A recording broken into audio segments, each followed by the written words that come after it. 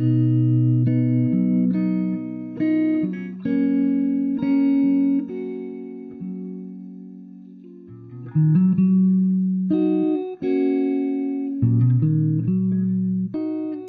role of the prophet is very often to bring bad news.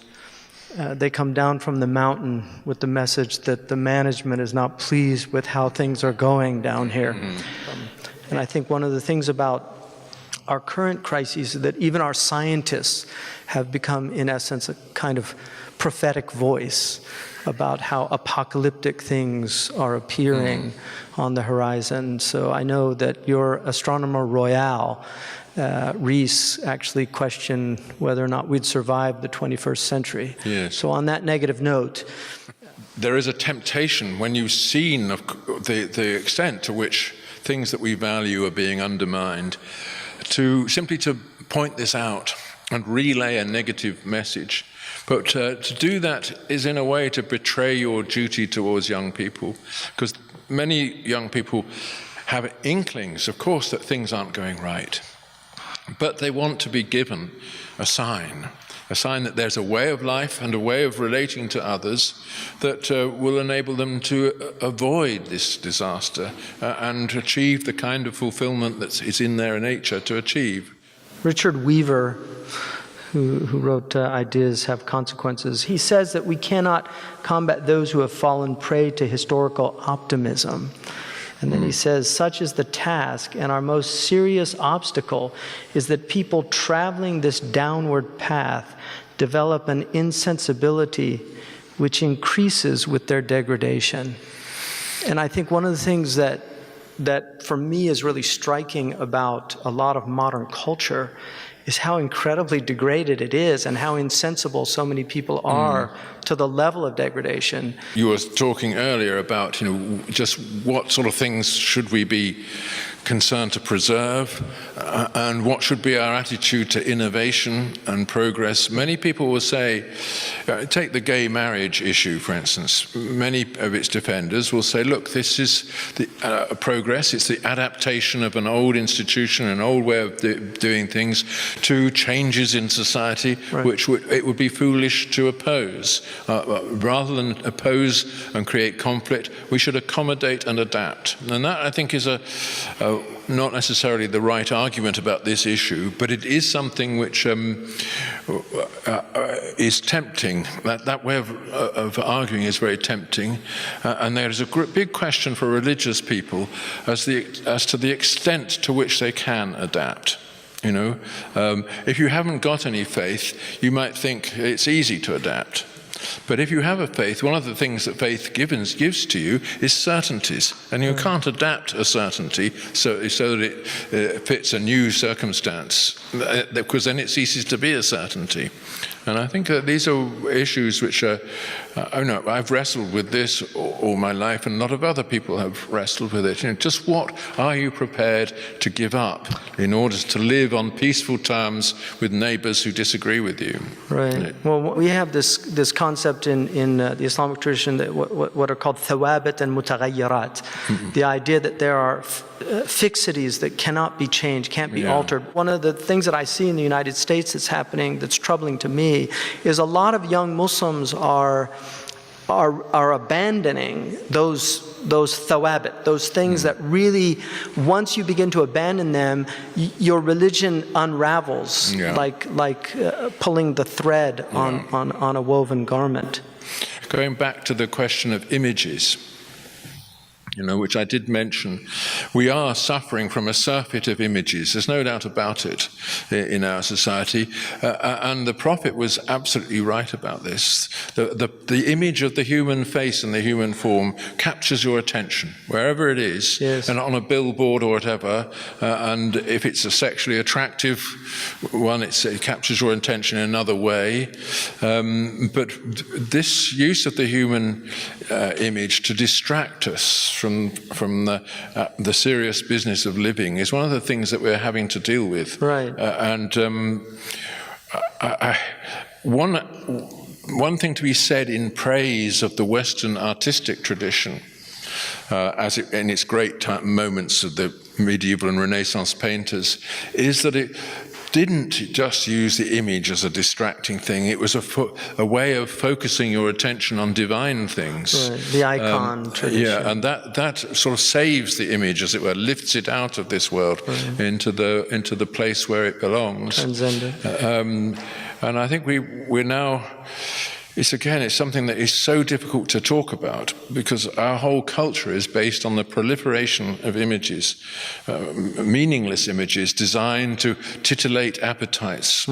One of the things that fascinates me about people in the 19th century, when photography first was introduced, I have not found, I've yet to find any person from the 19th century smiling in a photograph. That's right. It really, and when I was in Rome and went to where they had all the statues of none of them were smiling, not one of them. And I thought a lot about that because even the Native Americans, those incredible pictures by Curtis of these great Native American peoples like Geronimo and some of the great chiefs of the Lakota, they're all of them have this incredible presence. Yeah. And what, to me, what it was saying was a moment is being frozen of my being. Yeah. And I want it to be a moment of seriousness. That I'm a serious person. And this idea of, Mark Van Doren wrote a beautiful essay. It was actually a commencement speech for a college. And he entitled it, "The Joy of Being Serious." That's a lovely idea, yeah. But that's absolutely right. People used to pose for photographs not so as to be just a momentary cheerful thing, but to present their whole life if they could. And that meant sort of, as it were, standing to attention as a guard of yourself. All 19th century photographs, for that reason, have this incredible solemnity. We've lost that, and of course the selfie is the kind of the ultimate limit of this. You know, you're just nothing really matters except this idiot smiling face in front of it. Right. If you go to that was the word of the year a couple years ago, and I thought it was interesting.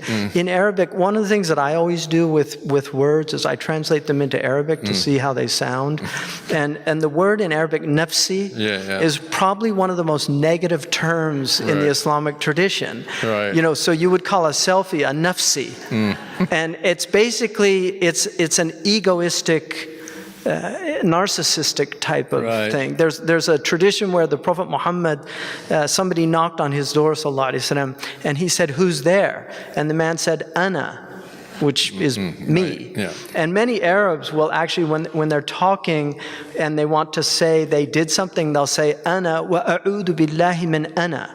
You know, they say I, and then they say, and I seek refuge in Allah from I, as a kind of way of saying I don't want to boast. Right. And so when the Prophet heard that, he said, Ana. And in the commentary of the hadith, the narrator says, as if he disliked it. Right. In other words, say who you are. Don't say I, as if we're supposed to know who you are. And I think the idea, and Weaver again talks about this this egoistic, I mean, he saw it as an infantile self that was emerging, the spoiled child. He calls it the spoiled child in his book, which to me is fascinating that he wrote it in 1946 and was already seeing this long before the culture of narcissism, for instance, came out back in the 70s. But increasingly, you talked about sacrifice, and I wonder if sacrifice is even possible in its etymological sense of sacris facere, of making sacred. This idea of sacrifice being so fundamental to our religious traditions. Well, yes, that's you know, obviously the Christian religion is founded on an act of sacrifice, the sacrifice of Christ on the cross, and that has deep anthropological resonances. You know, it connects Christianity to all kinds of ancient mystery cults in a way which Islam is not connected. I mean, Islam is a kind of break from all that. So, but it's normal for Christians to think that act of sacrifice in which the Son of God was himself the victim, but also forgave those who were perpetrating this crime. That act of sacrifice is a model for us in the sense that if he could bear that for our sake, then you can surely bear the things that you have to bear for others' sake. And so sacrifice the things that you want, sacrifice your pleasures and your own well-being for others, and know that you're following in his path. And I think that's obviously a beautiful idea. The same idea is there in Islam too, of course. Absolutely, and it's most honored in the mother. Yeah. Because in the Islamic tradition, paradise is at the feet of the mother, and it's predicated on the idea of her sacrifice, right. The amount of time she gives. And one of the things that we're seeing increasingly in Western society is a lot of people don't want to have children. Yes. Because of the sacrifice involved in it. That's true, but there are very few children who don't want to have mothers. It's not a mutual thing. Right. Levi-Strauss argued that binaries were at the essence of civilization. Yeah. And one of the things that I think you talk about in the Fools, Frauds, and Firebrands is this inversion that's happened, like people like Derrida, who want to eliminate, in essence, the idea of binaries, that binaries by their nature are oppressive, because if you have the binary of male, female, of day and night, of dark, light and dark, that there's one of the binaries is privileged over the other. Mm. And so the thing to do is to get rid of these, and then it becomes, androgyny becomes a kind of... which is the norm. Where men are meant to get rid of their toxic masculinity, and the women are to get rid of their femininity, and we kind of merge into an androgynous being, which will remove this binary that by its nature is oppressive and hierarchical. Well, and then, of course, you get the idea that first of all, that sex is not always about this other thing called gender. And gender is something you can choose. It has been remade as an artificial thing. That's the problem. We always thought that there are certain things which can't be changed. Right. Or they're part of your destiny. And what you have to do is recognize this, accept it, and adapt it to the way of life which you choose. But that has now ceased to be a principle. Well, I think the Quran, and certainly in the Hadith, there's an idea of this fitra, which is a principial nature. There's a principial nature to the human being, but that it can be corrupted. Right. And the Quran actually in the 30th chapter, there's a verse that says that this is the nature that God has made you on, the human being. Fitratullah allati fatara an-nas alayha. So God has, and He's Fatir, which is the originator of this nature. And then it says, do not change the nature of God. And there's a debate amongst the grammarians. Is that negation that you cannot change it, or is it a prohibition? And most of the commentators say it's a prohibition, meaning that the nature can change. And we know, you were at the Witherspoon conference where we were, and the neuroscientist who gave his lecture on the effects of pornography on the brain, he was basically arguing that a brain can be rewired, that there's a type of plasticity. But aren't we now, and this is another issue which I didn't touch on at all in my talk, but the problem of the emerging human being today, who takes all his information from this little screen in his hand and relates to other people through that screen, and perhaps often doesn't have really the ability to talk in an articulate way, to confess to his feelings or to relate. It's all text messages and images, and this is a very addictive thing for the reasons that the Prophet himself recognized, that you're rewiring your brain in this process, and I suspect we are producing a new human type. There is a new type that's emerging. Yeah, and that's it is very worrying then, because you don't really know how to respond to that. A sort of a well-meaning liberal response would be, well, yeah, we're producing a new human type, so there we are. We have to get used to it, and we'll deal with it. It's not for us to try to change it, but yeah, and technology is enabling. An article came out just, I think it was yesterday or today, in the Washington Post, that there's 70 million more young men than women in India and China because of the abortions of these of the girls. So they would do the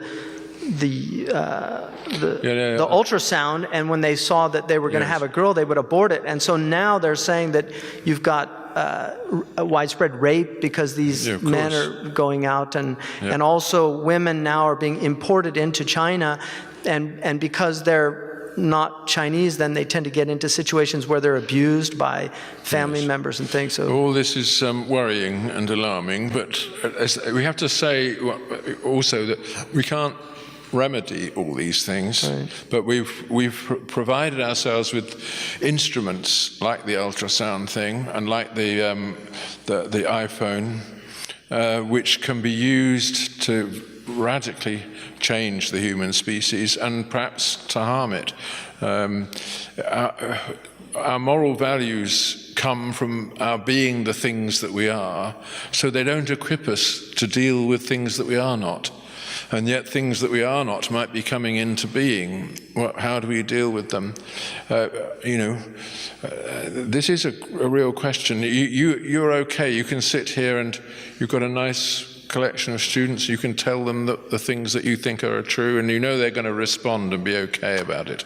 But there's all that world out there. No, they're grappling here. Right, okay. But there is the world out there which is not responding to you and me. Right. And it is producing new human types and new forms of networks and relationships which we can't necessarily deal with on the basis of the moral inheritance that we already have. And I think one of the problems for somebody like you is it becomes a type of Cassandra situation where I think it was Kierkegaard who said that one man can't save the world, but he can certainly help show the world where they're going. Yeah. And he argued that most people could not see where the world was going because they lacked a dialectical ability and the imagination to do so. But we have people that do see where the world's going and have for quite some time. Technology is one area that can sacred truths survive in a world in which technology begins to not be a tool, but becomes very much a force in the world. The thing in charge. Exactly. That we become servants of the technology as opposed to the technology serving us. Well, what do you think one should do about that? I mean, we know that this is true. Various writers foresaw all this, especially, of course, Aldous Huxley in Brave New World. Huxley's a good example. And George Orwell in 1984. I've always taken the view you can only influence a small number of people, and you can only do it in the end by setting an example. Setting things up where you are also central to what you're setting up, as you do in a family, and you set an example to your children, who then reject it completely, of course, but still, you've done your bit when that happens. Well, hopefully, and over time, they begin to see the wisdom of some of the things. I mean, I certainly saw that with my own parents. Yes, of course. But one goes through a period of rebellion. But if they've done their work correctly, the parents, you come back to affirming the good bits of what they had tried to communicate to you. But there's so many in the world in which we are today, where there are so many children who come into being without parents or with only a half of a parent. There's a real problem. And then all that is given to them is addictive distractions, And what's going to come out of that? Now, I'm talking in a very negative way, and as I said before, it's wrong to talk purely negatively. No, absolutely. And I think one of your great critiques of a certain mindset is the destructive aspect of that mindset, that there are people that want to tear down. And I think it seems to me that you've dedicated your life to conserving what's good of the past. That's very important. But one thing I want to ask you about this, I think one of the big challenges for people that take a conservationist approach to conserving these things of the past, they're up against a lot of modern people that don't see a lot of good in the past, especially marginalized people who see a lot of negative aspects of the past. And one of the things that religion, I think, has always been capable of doing is holding people up, even in the worst type of despondency, that there's this ability to elevate the soul or the self. But for conservative people to recognize a lot of these critiques that are being put forward and that are so seductive to people that are marginalized, that are disenfranchised, and that feel that pain.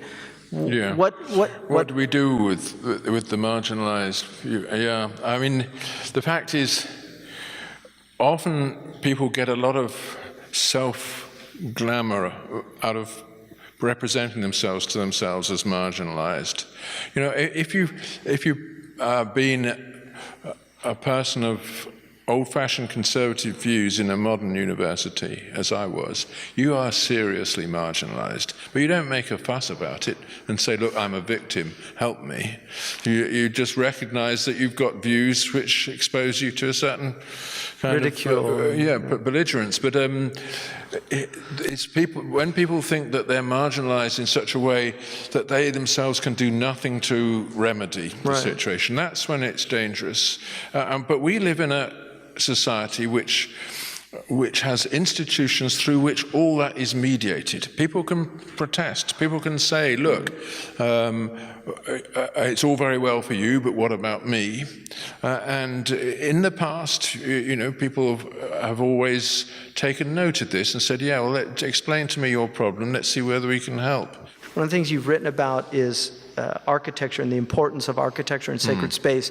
And for me, one of the important things and aspects about a space to study in is that it be beautiful. One of the most stunning aspects of traditional Islamic civilization was the schools, including the children's schools, are now museums for people to go and literally marvel at their beauty.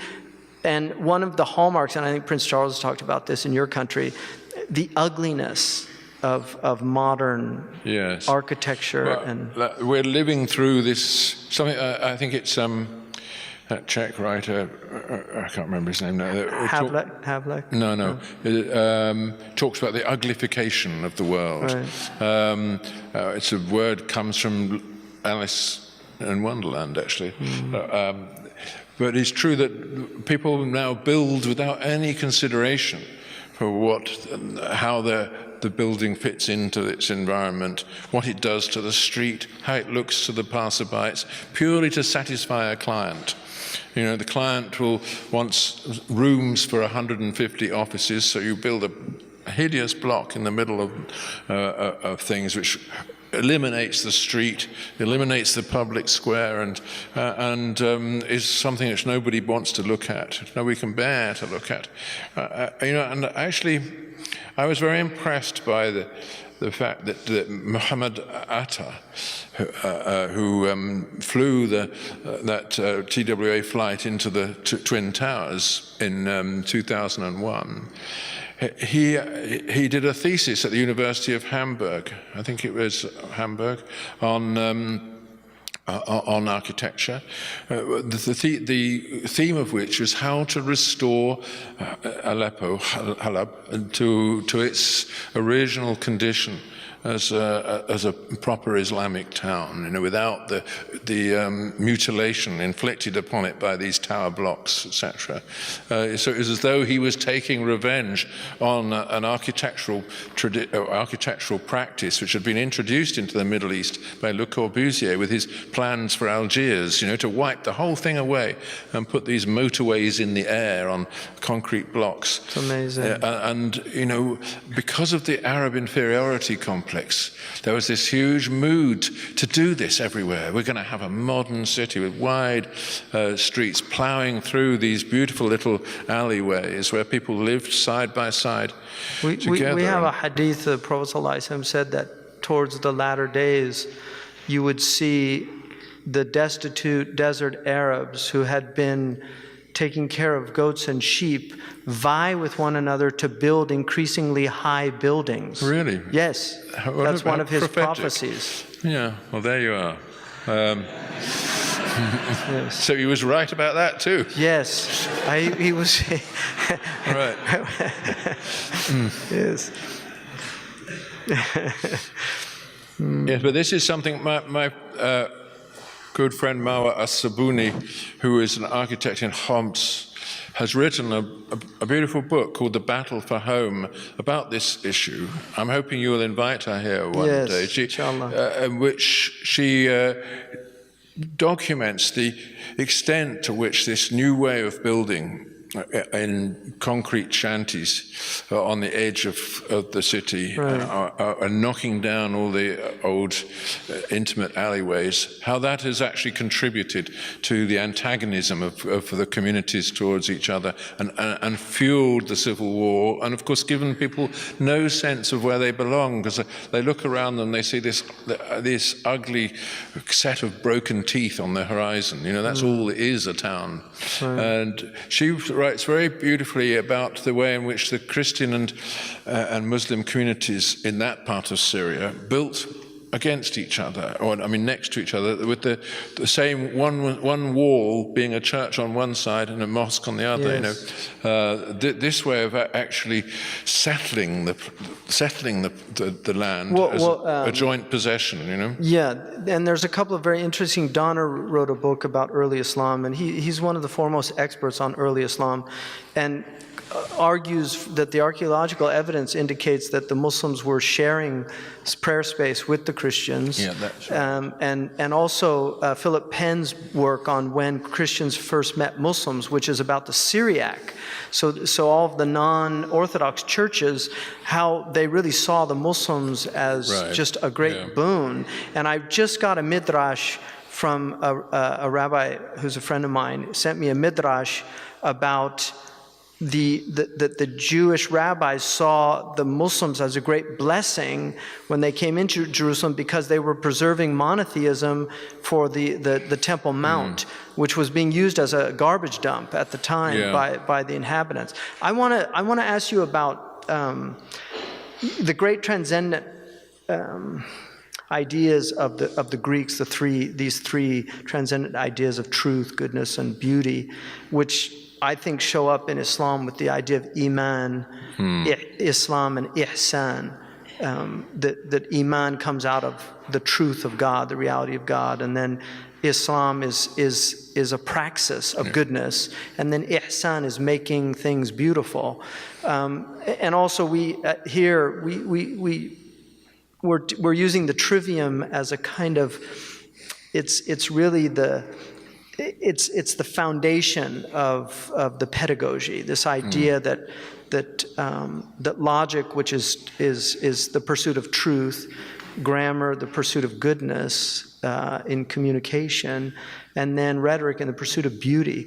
That how do we restore these transcendent values that were shared by all of the great civilizations?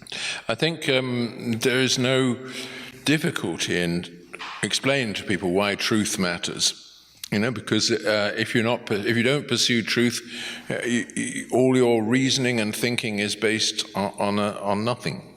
It's only because you are confident that something is true that you can rely on it. And goodness, likewise, it's the thing without which we cannot rely on each other. It's relatively easy to defend those things. It's beauty that's the problem. I made a film once for the BBC called Why Beauty Matters, because I take the view that the search for beauty is part of the search for right relations with others, not just right relations with God, but right relations with each other. When we enter a house and we want to make it our own, we don't make it our own for us only. It's so that other people can come in and enjoy that the way it looks, and we really worry about how things should be placed so that they harmonize. Right. And everything that we do is actually like that, and manners are part of the cultivation of beauty. And of course, this is something that doesn't need to be explained in the old Islamic way of life, that it was an attempt to make things beautiful, to make your presence not offensive to the other, but part of fitting in. And I think that is also a natural thing for all human beings, to want to fit in. And suddenly, of course, in the modern world, people don't want to fit in, they want to stand out, wearing bright, absurd clothes. You know, actually California being the place where this is most often to be observed. Yes. You know, the desire to stand out and be unique. And modern... You're at ground zero for that. Yeah, that's true. But modern building is like that. Yes. You know, the modern architect doesn't want to fit modestly in and disappear into his surroundings. He wants to be that big gesture. I saw one of the things that Yeats reminded us of was that things reveal themselves in their passing. And there's I don't think people realize how much we've lost of goodness. There's certainly conserving what is good of the past should be at the essence of our endeavors and our challenges, but also recognizing there's still a lot of things that need changing. I really want to thank you for making this stop at Zaytuna College. One of the things that we're trying to do here is a restoration of the liberal arts tradition, which was central to the Islamic tradition. We have a great poet from the East, from Egypt, who said, وَإِنْ عَبِقَتْ فِي الْغَرْبِ أَنْفَاسُ ذِكْرِهِ وَفِي الشَّرْقِ عَلِيلٌ تَعَافَ مِنَ الضُّرِّ. If the fragrance of God's remembrance pervades the West, the sick man in the East might get well again.